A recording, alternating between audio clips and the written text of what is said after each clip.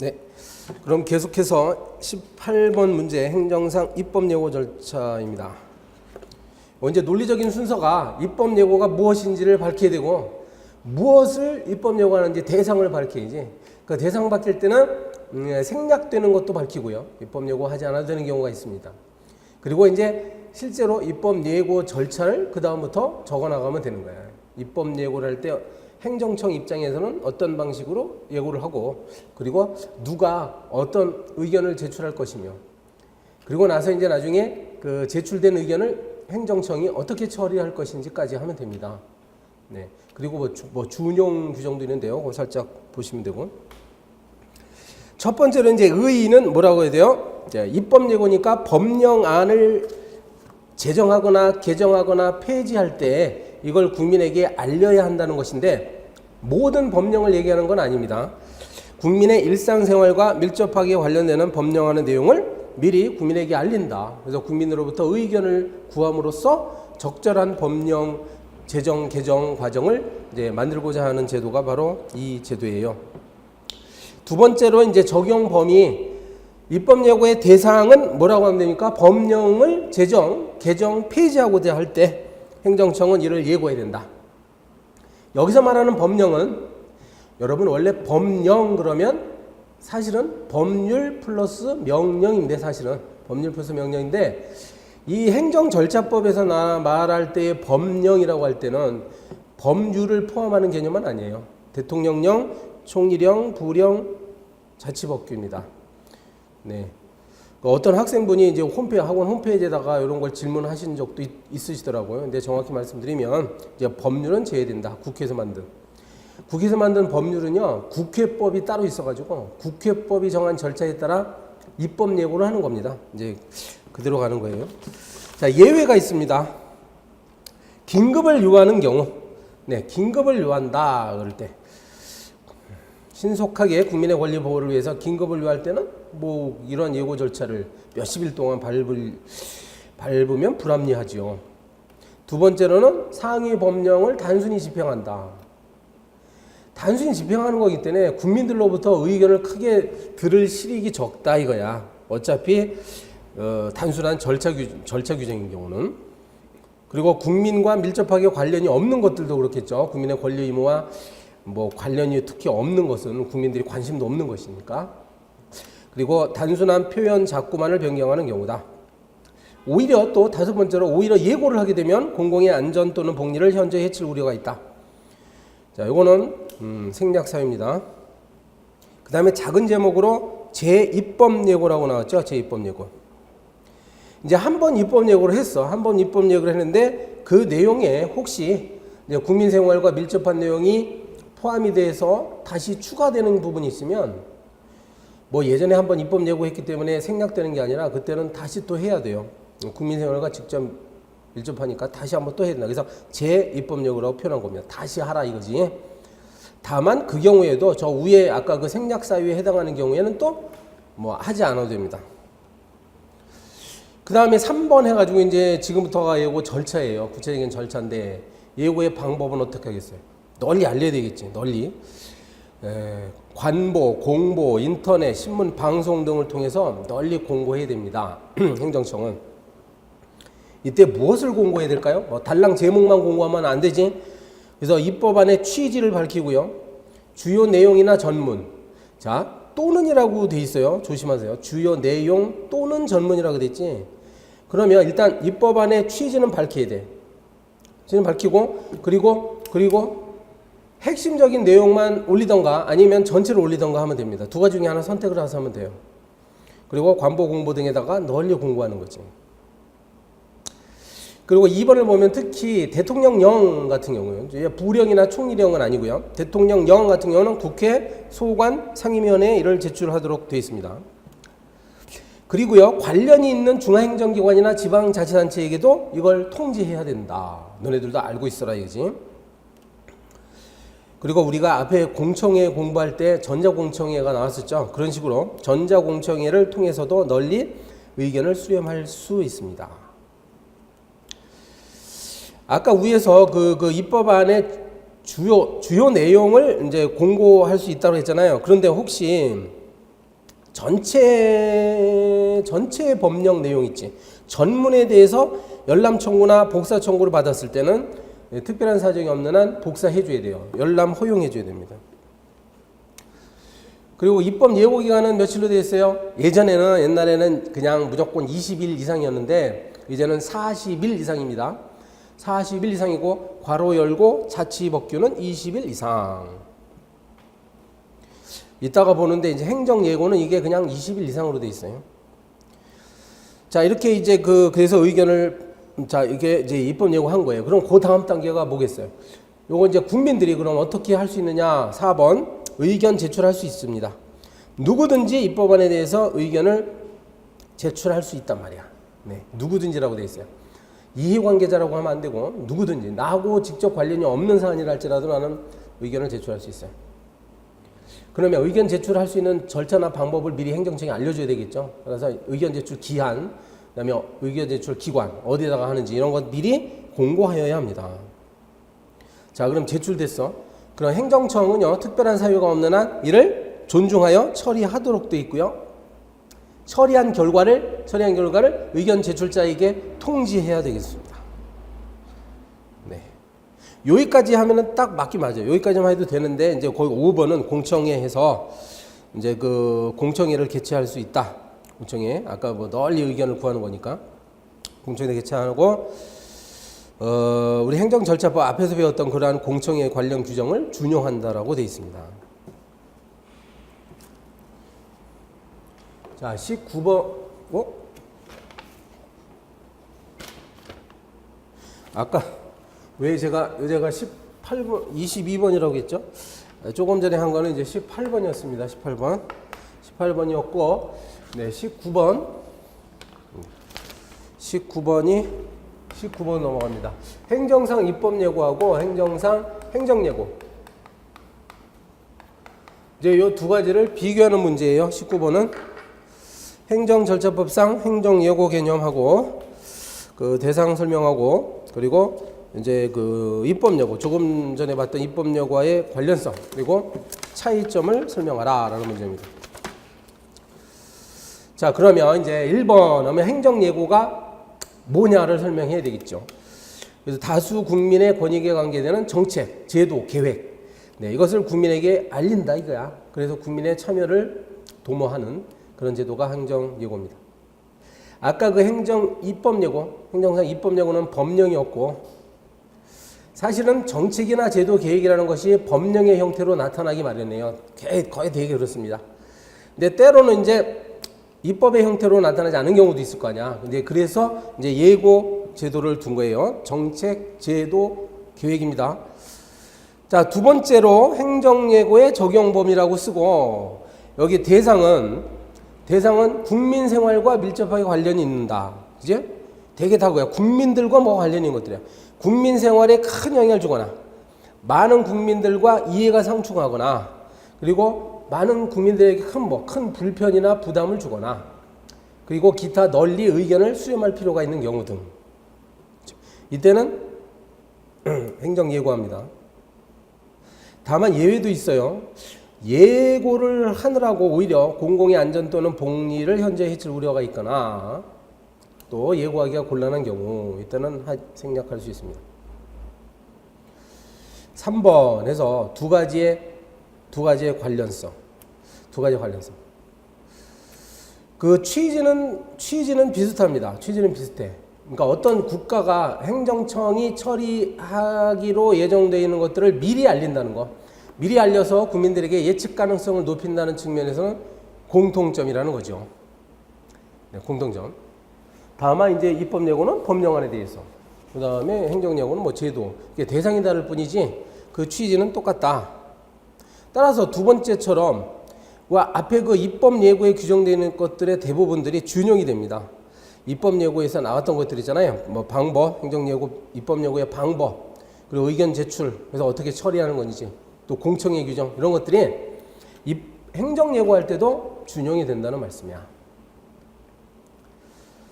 그 다음에 그리고 이제 아까 처음에 제가 말씀드렸는데 입법 예고 법령의 형태로 되게 나타나죠. 따라서 그럼 이제 충돌할 가능성이 있어요. 입법 예고를 해야 되냐, 행정 예고를 해야 되냐. 그죠? 이상하지? 네. 그래서 행정 예고의 대상도 되고 입법 예고의 대상도 되는 경우가 있단 말씀이죠.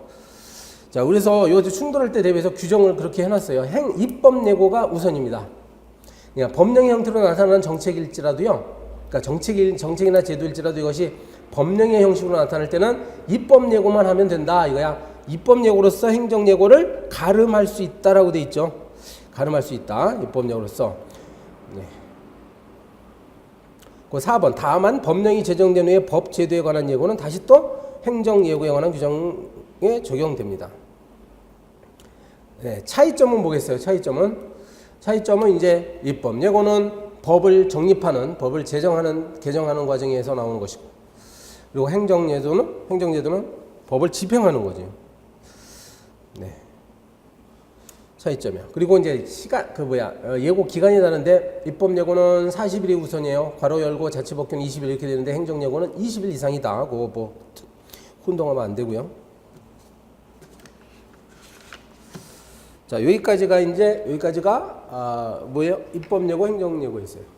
지금 우리가 행정 절차법을 하고 있는 중이죠. 행정 절차법의 마지막 다섯 번째 항목이 뭡니까? 바로 행정 지도와 관련된 거예요. 행정 지도 하나 남았죠.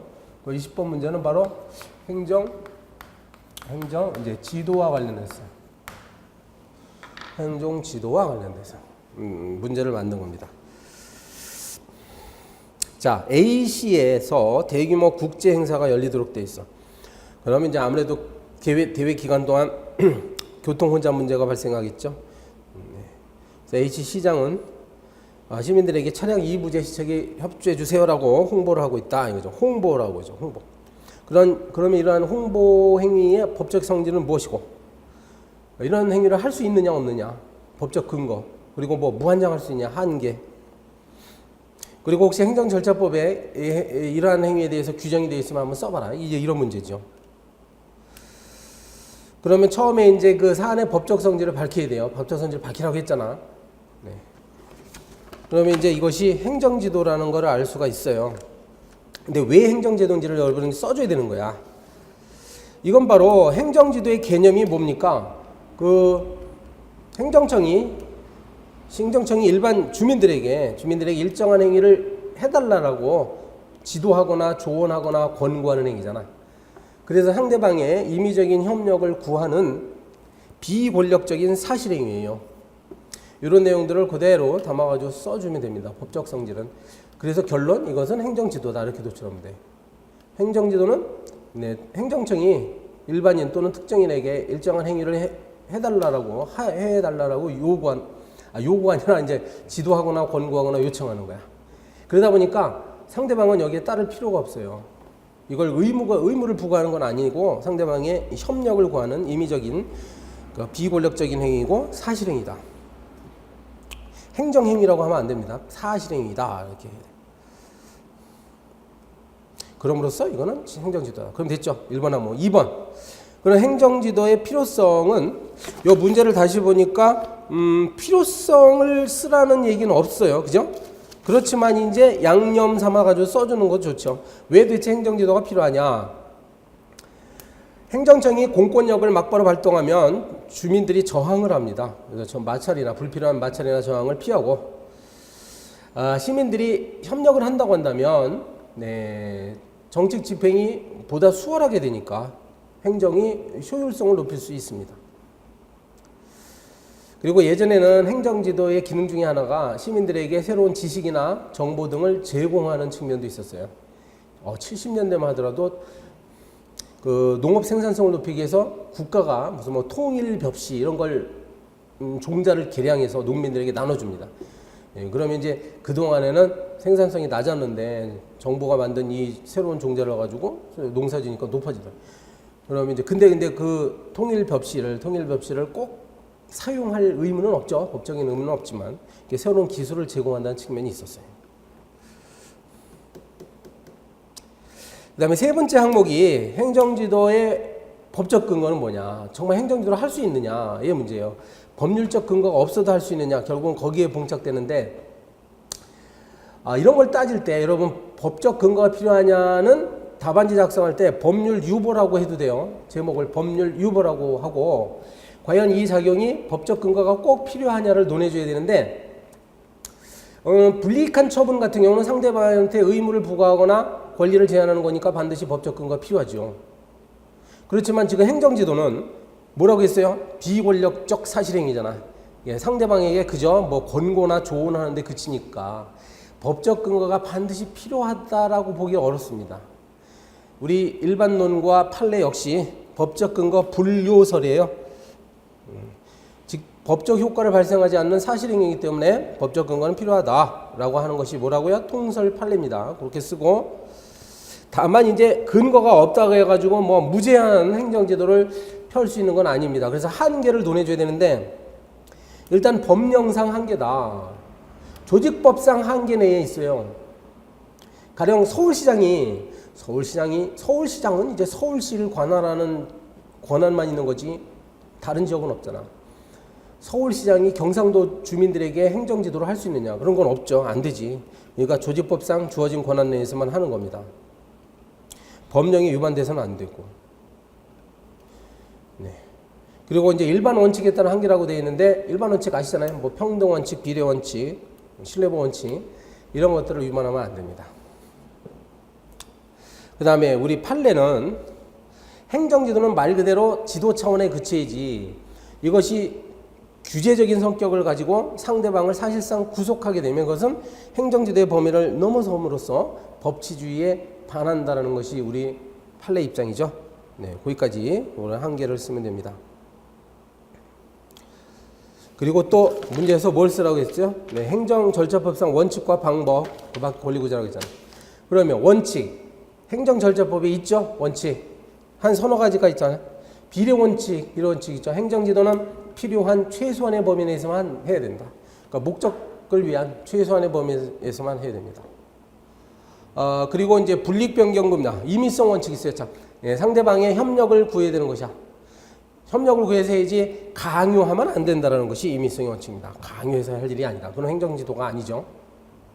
그리고 세 번째로 그 불이익 금지 조치 있잖아요. 불이익 조치 금지 원칙. 불이익 조치 금지 원칙. 네. 그래서 상대방이 행정지도에 따르지 않았다는 이유만으로 뭐 불이익한 조치를 하면 안 됩니다. 그리고 또 절차법에 규정되는 게 방식, 행정지도의 방식 또 한 서너 가지가 있잖아요. 처음에 이제 행정지도 실명제라고 해서 행정지도를 하는 공무원은 그 취지와 내용 그리고 신분을 밝히도록 되어 있습니다. 내가 누군지 밝혀야 돼요. 두 번째 항목이 행정지도는 꼭 문서로 할 필요는 없어요. 일단 그러니까 우리 절차법에 행정지도로 꼭 문서로 하라는 규정은 없어. 따라서 말로 해도 됩니다. 말로 해도 되고 그래서 대개 공무원들이 이제 말로 해요. 그러면 말로 하면 상대방이 그 내용을 명확하게 해달라고 문서로 교부하시오. 예, 문서 교부를 요청하면 행정청은 특별한 지장이 없으면 이를 교부하도록 되어 있단 말이야. 네. 그리고 상대방은 세 번째 상대방은 의견을 제출할 수가 있습니다. 그 행정지도의 내용이나 방법, 범위 등에 대해서 뭐 말할 것이 있으면 뭐 얘기할 수 있습니다. 의견을 제출하고. 그리고 이제 다수인을 상대로 행정지도 규정이 있죠. 다수인. 그래서 이 똑같은 효과를 여러 사람에게 갖는 다수인을 상대로 행정지도의 경우는 그 공통적인 내용을 공표하도록 돼 있어요. 이런 거 잘 써야죠. 공표하여야 한다라고 써야 됩니다. 공표할 수 있다가 아니라 참 저도 조금 전에 공표할 수 있다라고 했나요? 이제 그런 실수 나오면 안 돼. 공표하여야 한다라고 돼 있어요. 그리고 끝으로 이제 행정지도를 통해 가지고 피해를 보는 국민들이 어떻게 권리를 구제받을 수 있느냐 이런 내용이 있는데 이제 어떤 문제가 나오든지 간에 국민의 권리 구제를 한번 설명해라 이런 문제가 나올 수 있어요. 그러면 목차는 거의 비슷합니다. 처음에 우리가 행정쟁송을 생각해 볼 수 있죠. 네, 행정쟁송. 행정쟁송에는 행정심판이나 행정소송이 있잖아요. 그 두 가지는 특히 무엇이 문제가 됩니까? 처분이나 부작위가 문제가 되지. 이른바 처분성의 문제인데 그 해당 작용이 처분성이 있는지를 논의해 주면 됩니다. 지금 우리는 행정 지도를 하고 있으니까 자 소제 뭐 행정쟁송 해놓고 행정지도는 처분성이 없잖아요. 그러니까 비권력적 사실행위에 불과하니까 처분이 아니므로 원칙적으로 행정쟁송의 대상은 안 된다. 실제 판례도 그렇게 얘기하고 있어요. 그 다음에 두 번째, 헌법 소원 쓸 수 있습니다. 헌법 소원. 헌법 소원은 원래 국가의 공권력의 행사 또는 불행사로 국민이 기본권을 침해받았을 때 헌법재판소에서 제기하는 거잖아. 그러면 행정지도가 과연 공권력의 행사냐가 문제가 돼요. 행정지도는 권력을 행사하지 않는 사실행위니까 공권력이라고 보기가 어렵습니다. 따라서 일반적으로 헌법 소원의 대상은 안 된다라고 써줘야 돼. 근데 우리 판례가 좀 하나 있죠. 교육인적자원부 장관이 그 각 대학교 총장들에게 보낸 학칙 시정 요구 사건. 네, 학칙 시정 요구를 하는데 학칙 시정 요구 자체는 행정지도예요. 그런데 거기에다가 만약에 이 요구를 따르지 않았을 때는 일정한 불이익을 가하겠다. 재정상 불이익을 가하겠다. 이렇게 말을 하니까 상대방은 따를 수밖에 없게 되지. 그러니까 결국은 공권력 행사로 봐서 헌법소원의 대상이 된다라는 판례가 있었잖아요. 네, 이걸 생각해가지고 써주면 좋습니다. 그 다음에 이제 손해배상으로 갈 수 있느냐, 국가배상법을 적용할 수 있냐 이 문제. 그럼 이제 국가배상법상 특히 2조가 해당되겠죠. 행정지도는 여러분 배우셨나? 그래서 국가배상법 2조와 5조로 나눠지는데 2조는 공무원의 직무상 불법행위잖아요. 그 3조는 영조물의 설치관리상의 하자로 인한 불법행위. 그러면 5조가 논의되는 건 아니잖아요. 여기서 행정지도는 이제 2조로 가야 됩니다. 그럼 2조의 그 요건들을 생각해 보는데 2조 요건, 공무원이 위법하게 고의 또는 과실로 타인에게 손해를 배상했을 때 이렇게 나오죠. 그럼 하나하나 직무행위에 해당해야 되죠. 우리 판례도 말을 하는데 이 행정지도도 엄연히 비권력적이긴 하지만 사실행위로서 국가배상법이 말하는 직무에 속합니다. 두 번째 요건이 위법성. 네. 행정지도도 아까 앞에서 봤듯이 한계가 있잖아요. 법령상의 한계. 네. 그리고 행정법의 일반 원칙을 위반하면 위법한 겁니다. 그리고 뭐 과실이 있을 수 있죠. 행정지도를 잘못하면 절차에 따르지 않고 잘못했으면 과실이 있을 수 있고. 그리고 행정지도를 따랐다는 이유로 이제 손해가 발생했을 때는 인과관계도 성립하고. 자, 결론적으로 이제 손해배상의 대상이 된다라고 결론 내려져야 돼요. 행정지도도. 손해배상 나왔으니까 또 손실보상 나와야 되겠네. 예. 손실보상이라는 것은 국가의 권력작용으로 인해서 재산권의 침해를 받음으로써 특별한 희생을 당하는 경우에 하는 게 손실보상이니까 일단 제가 거기다 썼듯이요. 행정지도로 인한 손실이 혹시 발생하더라도 이것은 공권력 작용이라는 것이 아니니까 손실보상을 청구하더라도 이게 받아들여지기가 좀 어렵긴 합니다. 어렵긴 해요.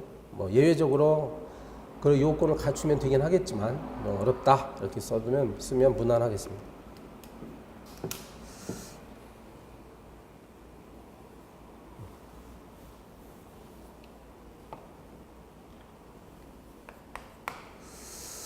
행정 절차의 하자.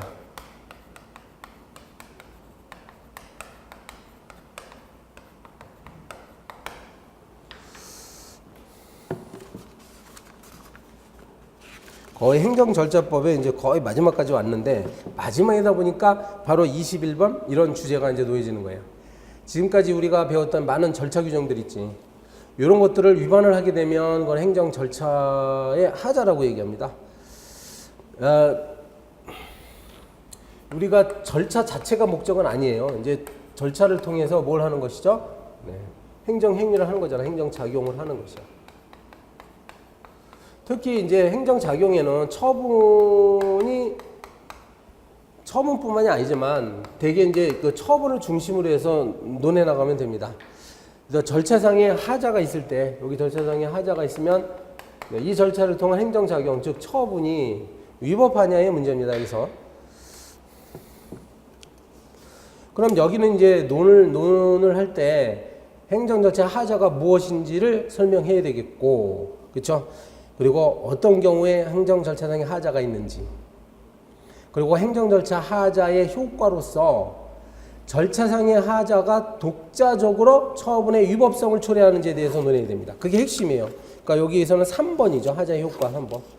그리고 하자의 그 치유가 가능한가? 이 문제도 같이 논해주고요. 그 절차상 하자만으로 뭐 국가배상의 대상이 되는지 이런 내용들을 여기서 써주면 됩니다.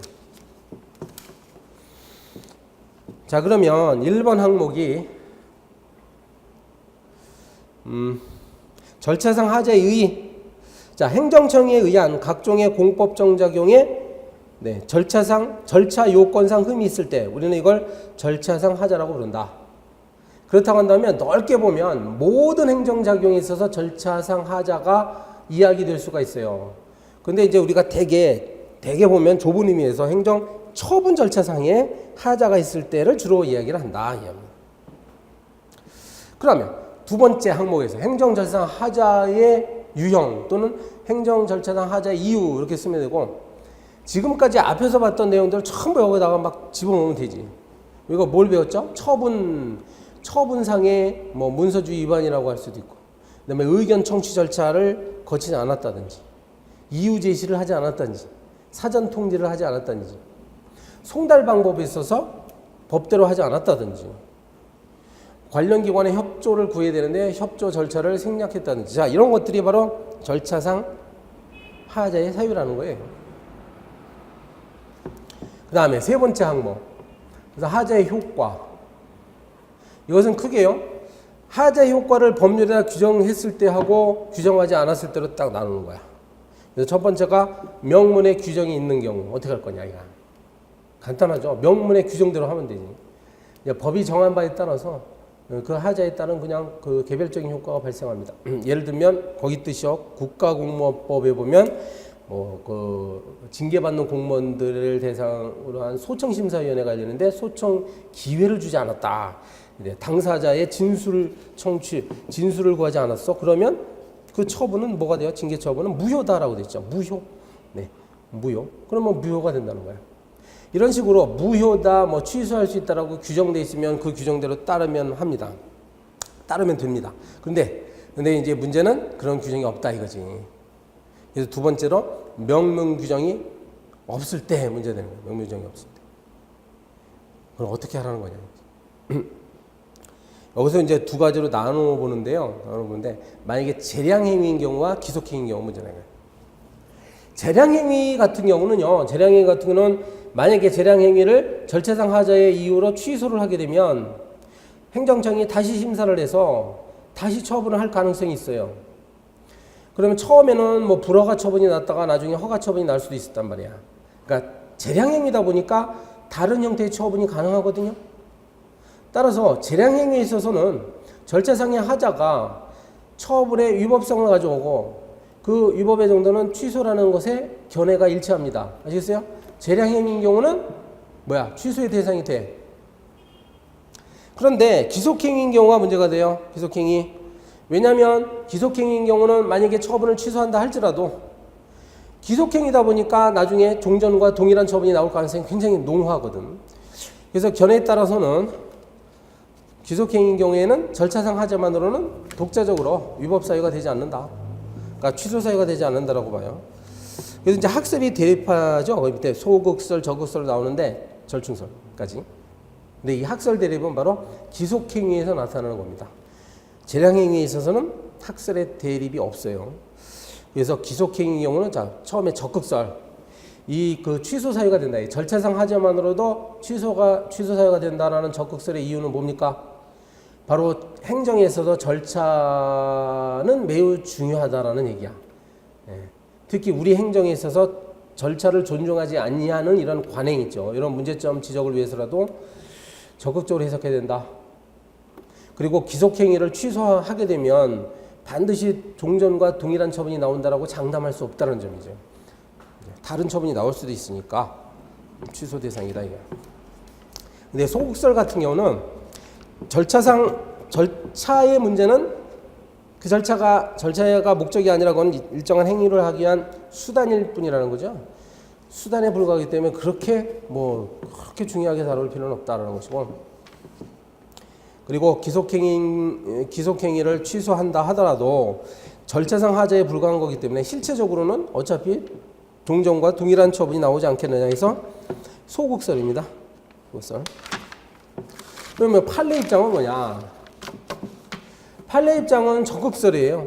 적극설. 판례는 재량행위건 기속행위건 간에 절차상 하자만으로도 독자적으로 처분을 위법하다라고 이야기합니다. 그래서 취소 사유라고 얘기해요. 뭐 많은 판례들이 있었겠지. 거기 보면 그냥 하나의 예입니다. 이건 재량 처분인 영업정지 처분 같은 경우도 했고, 기속행위인 과세 처분 같은 경우도 처분을 취소할 수 있도록 만든다. 취소 사유가 된다는 것이 판례 입장이에요. 그 여러분 입장에서 검토를 할 때 판례 입장을 따라서 취소 사유가 된다고 보는 것이 좋겠습니다. 이걸 굳이 어렵게 막 고독하게 혼자서만 막 소극설로 가면은 또 안 좋은 것 같아요. 왜냐하면 이제 그 소극설로 하면 더 이상 쓸 말이 없기 때문에. 그래서 적극설을 취해가지고, 자, 거기 썼듯이요. 우리 행정소송법을 보면 절차의 위법을 이유만으로도 취소 판결을 내릴 수 있다고 규정되어 있지 않느냐 이거야. 그리고 행정에 있어서, 현대 행정에 있어서 절차의 중요성, 국민을 절차 속에 참여시키는 민주행정의 의미, 뭐 이런 내용들을 쓰면서 이제 적극설을 얘기하면 됩니다. 적극설이 뭐라고요? 네, 그래서 절차상의 하자만으로도 처분을 위법하게 만든다. 그 다음에 이제 위법하다고 결론 내렸으면 위법성의 정도는 뭐냐 써줘야죠. 무효냐 뭐야 이거 무효냐. 근데 무효라고 보기에는 처음 좀 지나치고, 우리 판례 입장 역시요. 이제 대개 절차상의 하자는 취소 사유로 봅니다. 여러분 무효와 취소 사유의 차이점 이거 많이 배웠죠. 취소 사유는 이제 공정력이 있어서요. 권한 있는 기관이 취소하기 전까지 그냥 효력이 유지되는 거야. 그러니까 누군가가 취소권을 행사하지 않으면 그냥 효력이 남아 있어요. 이게 취소지. 근데 무효는 그냥 처음부터 무효예요. 뭐 효력이 없어. 그러니까 추인 대상도 안 되고. 요 3번 항목이 아무튼 핵심이었어요. 그래 놓고 이제 4번 이제 그 행정행위 하자 이야기가 나오면 항상 이거 간단하게라도요 치유 이야기를 써주는 게 좋아. 그래서 4번처럼 하자의 치유 나옵니다. 치유. 치유의 문제는 절차상 하자가 있을 때 나중에 절차를 보완을 하면 처음부터 처분이 하자가 없는 처분으로 인정이 되느냐에 봅니다. 그게 하자의 치유예요. 여기에 대해서는 학설이 대립하죠. 부정설 원칙적으로는 야 절차 하자가 중요한데 하자가 있으면 안 되지 않느냐. 그래서 이제 부정합니다. 그렇지만 긍정설 행정의 효율성을 강조해서 어차피 절차상 하자를 보완하면 똑같은 행위가 나올 텐데 불필요하게 반복하는 것은 행정의 경제성에 반한다라는 의미가 있어요. 근데 이게 절충설이 좀 적당해요. 제한적 긍정설. 네. 그래서 하자의 치유를 함부로 인정하면 안 됩니다. 사실은 법치행정의 원리상. 그렇지만 국민의 방어권 보장을 침해하지 않는다. 국민의 권익을 침해하지 않는 범위 내로 한다면 행정의 효율성도 중요한 가치니까 일정한 부분 긍정할 수 있지 않느냐는 것이에요. 판례 입장도 바로 마찬가지입니다. 판례 입장이 바로 제한적 긍정설이다. 원칙적으로는 치유를 인정하지 않지만 국민의 권리나 이익을 침해하지 않는 범위 내에서 하면 불필요한 절차의 반복을 피한다는 의미에서 행정 하자의 치유를 인정한다는 것이 판례입니다. 그래서 인정한다고 하세요. 그 다음에 이제 인정하더라도 세 번째가 하자의 치유를 어느 시점까지 인정하느냐 문제라고 앞에서 많이 나왔죠. 여러 가지 학설이 있는데 우리 판례는 행정쟁송 제기 전까지다. 행정쟁송 제기 전까지. 그 5번 항목을 보면 제목이 절차상 하자와 취소 판결의 기속력이라고 나왔어요. 네. 여러분 기속력이라는 게 뭐죠? 일단 기속력은 판결이 난 다음의 문제예요. 이제 행정법원에서 어떤 처분을 취소한다는 판결이 나면 그 해당 행정청이나 관계행정청은 그 판결의 내용을 따라야 돼요. 따른다는 얘기는 판결에서 위법하게 명시한 내용을 다시 반복하면 안 된다는 얘기죠. 반복하면 안 돼요. 기속력. 그런데 지금 절차상 하자를 논하고 있죠. 우리 판례는요. 이렇게 말합니다. 네, 절차상 하자로 인하여 판결이 나는 경우에는 절차상 하자를 보완해서 새로운 처분을 하더라도 이것이 판결의 기속력에 반하는 것은 아니다라고 했어요. 왜냐하면 행정은 법률에 맞아야 되니까. 네. 절차상 하자가 있다 가지고 위법한 행정행위를 하면 안 되죠. 그래서 법치행정의 원리상 그렇고, 그리고 이제 그 새로운 처분 아니냐 이 말이지. 네. 판결 이후에 벌어진 처분은 종전 처분과는 별개의 처분이기 때문에. 자, 정리하면 절차 판례 입장은요. 이 주체나 내용의 하자가 아니라 절차나 형식의 경우는 절차를 보완을 하게 되면 보완을 해서 새롭게 처분하더라도 이것은 기속력에 반한 처분이 아닌 적법한 처분이라고 보는 겁니다. 그 다음에 6번 절차상 하자와 국가배상이라고 돼 있어요. 제목이. 일단 앞에서 우리가 대립한다고 배웠죠. 절차상 하자만으로도 처분을 유법하게 만드냐에 대한 소극설, 적극설이 있었는데 우리가 적극설로 갔었죠. 적극설. 자, 그래서 그 적극설에 따르면 절차상 하자는 위법하다 이거죠. 근데 요거 지금 6번에 절차상 하자와 뭐라고 했어요? 국가배상이라고 했죠. 여러분 국가배상 2조, 국가배상법 2조에 보면 위법성이라고 나오죠. 요건 중에 하나가 위법성인데. 그러면 처분이 위법하기만 하면은 국가배상 책임이 발생하느냐? 그게 아니에요. 위법성은 하나의 요건일 뿐이고 또 다른 요건이 또 뭐가 있어요? 뭐 고의 또는 과실 이런 게 있잖아. 그죠? 그래서 지금 이건 일단 위법하긴 하지만 과연 다른 요건들도 다 충족이 돼가지고 또 직무상대죠. 충족이 돼가지고 국가배상 책임이 발생하느냐는 또 별도의 문제예요. 그래서 지금 잘 보세요. 이게 지금 방과로 1번은요. 두 번째 줄에 위법성을 충족한다라고 되어 있잖아요.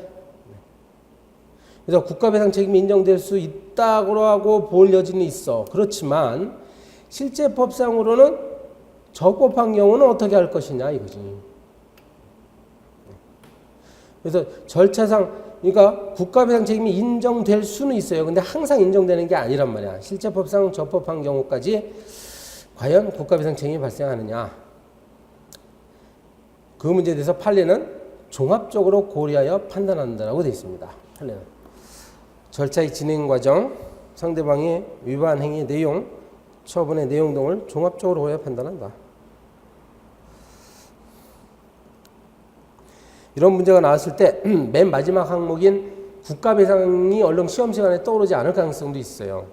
여러분은 이 행정법과 관련된 과목들은 논술식으로 나올 때 설사 채점자가 출제자가 직접적으로 물어보지 않더라도 마지막 부분에 가가지고요 권리 구제 항목을 생각하면 좋아.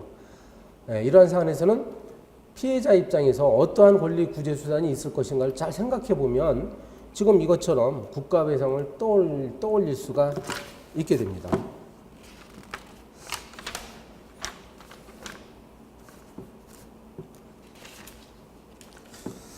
자, 그 다음에 드디어 이제 절차법이 끝났네요.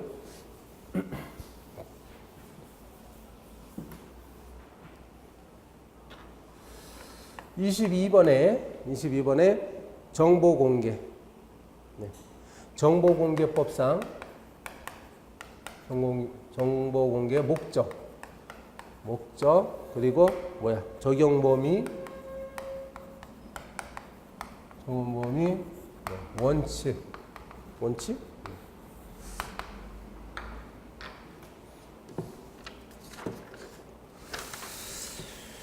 자, 첫 번째로 정보 공개의 목적은 뭘까요? 여기서 핵심적인 건 바로 국민의 알 권리 보장이다 이거지. 공공기관이 보유 관리하고 있는 정보를 국민들에게 공개한다는 것은 국민의 주권자인 국민의 알 권리 보장을 위해서죠. 그럼으로써 국민의 참여와 국정 운영의 투명성을 확보함을 목적으로 한다. 두 번째 항목에 가가지고 정보를 공개한다고 했는데 공개한다는 것의 의미는 뭐냐 이 말이지. 열람하는 거죠. 이렇게 문서를 이렇게 열람하거나 아니면은 복사본을 받거나 복제물을 받거나 이런 것들이에요. 사본이나 복제물을 제공하는 거. 또는 정보통신망을 이용해서 정보를 제공하는 거. 이런 것들을 공개한다라고 하는 거예요. 그리고 어느 기관이 어디서 갖고 있는 정보를 공개하냐면 공공기관이에요. 사기업체가 아니라 공공기관이 제공하는 정보, 보유하는 정보를 말하는데 그런 공공기관이 참 추상적인 용어지. 그래서 이 법의 정보공개법에서 말하는 공공기관은 뭐냐를 써줘야 됩니다. 그러면 뭐가 있겠어요? 공공기관의 대표적인 게 일단 국가기관 나오겠죠. 국가기관. 그래서 국회, 법원, 헌법재판소, 중앙선거관리위원회, 중앙행정기관, 기타 소속기관,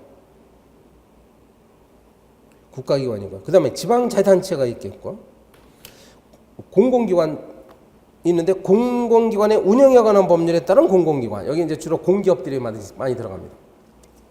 그 밖에 대통령령으로 정하는 기관이라고 되어 있어요. 이제 대통령령이 여기는 소개가 안 되는데 대통령령으로 정하는 기관 중에 사립학교도 있고, 사립학교, 그리고 보조금을 받는 사회복지시설, 사회복지법인, 네, 이런 것들도 들어갑니다.